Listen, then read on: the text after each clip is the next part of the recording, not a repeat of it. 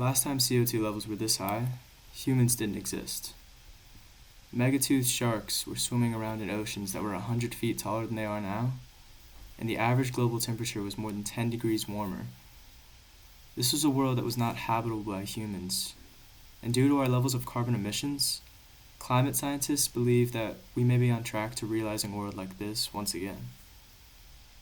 Therefore, I believe that the United States should implement a cap-and-trade system in order to limit these carbon dioxide emissions. A cap-and-trade system is the most balanced and the most efficient way to cap these emissions and will provide active incentives to participate in reduction efforts. I'm a human just as everyone else is on this earth, and I don't want to be part of the reason why our home is dying.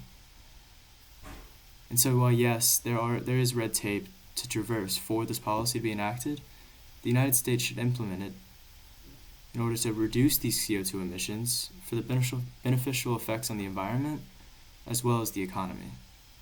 This policy also carries a comparative viability of being enacted in the United States because of how balanced it is.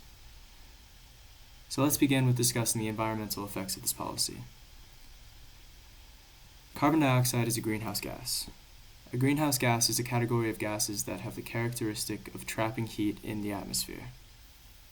Stated in the study by the EPA, carbon dioxide made up 81% of the emitted greenhouse gases, and therefore I believe that it should be our number one target when reducing emissions.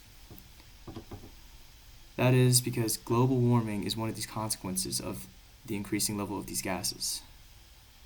According to NASA, 19 out of the 20 warmest years on record have occurred after 2001.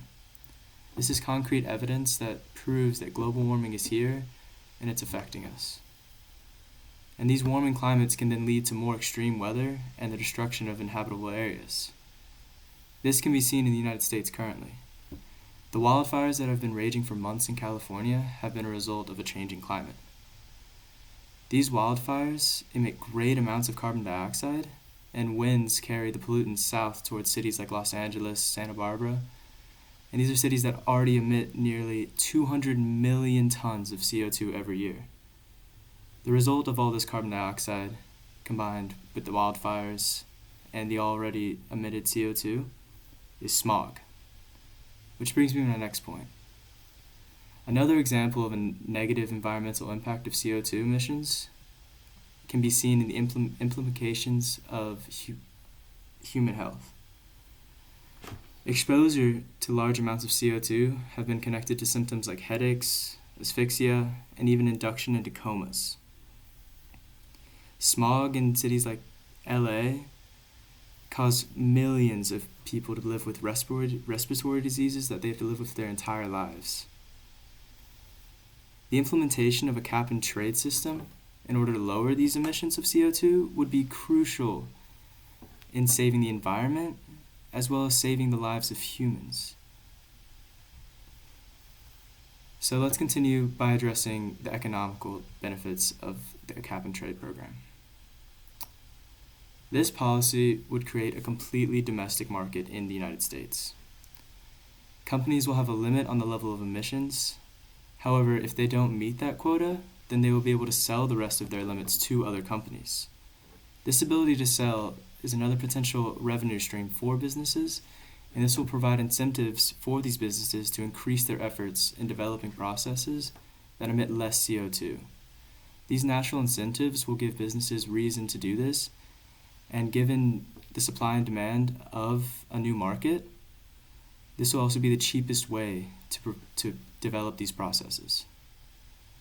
And compared to subsidies provided by the government for renewable energy, incentives in this trade program gives businesses a greater ceiling for income. Businesses will not necessarily need to completely change their supply of energy like going to renewable energy, and rather they would just need to make their current operations more efficient in order to produce less CO2. So now let's discuss the plausibility of this policy being enacted in the United States. First and foremost, this policy is not foreign to the United States.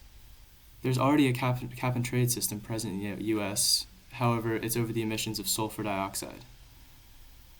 Businesses have been able to develop methods to reduce their emissions of sulfur dioxide successfully and trade their allowances to others.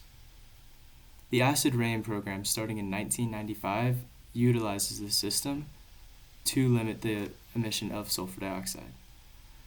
According to the EPA, this program has brought emissions down to half of that of 1980. This is concrete evidence that proves that the United States has the ability to enact a policy like this and for it to be successful. Although the biggest challenge in implementing a policy like this is going through massive corporations who also have significant political influence. Companies that help contribute to the 5.5 billion metric tons of carbon emissions do not have the desire to limit themselves if that means they're going to lose profit. This is an obstacle that every policy must endure. However, change will never happen without resistance. This policy, though, this program of cap and trade, has the best chance of convincing these big businesses to do it because of the economic incentives that comes with it, though.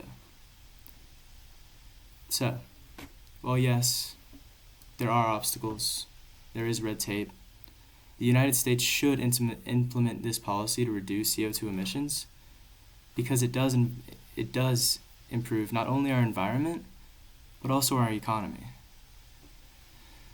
And so setting a limit on the emission of CO2 under this program will help reduce the possibility of worsening global warming, negative health consequences, and these environmental benefits will also come with an economic incentive that will, in total, increase our social welfare. So, this policy of cap and trade stands as the future for reducing our emissions of CO2, and it stands to provide all of us a future on Earth. Thank you.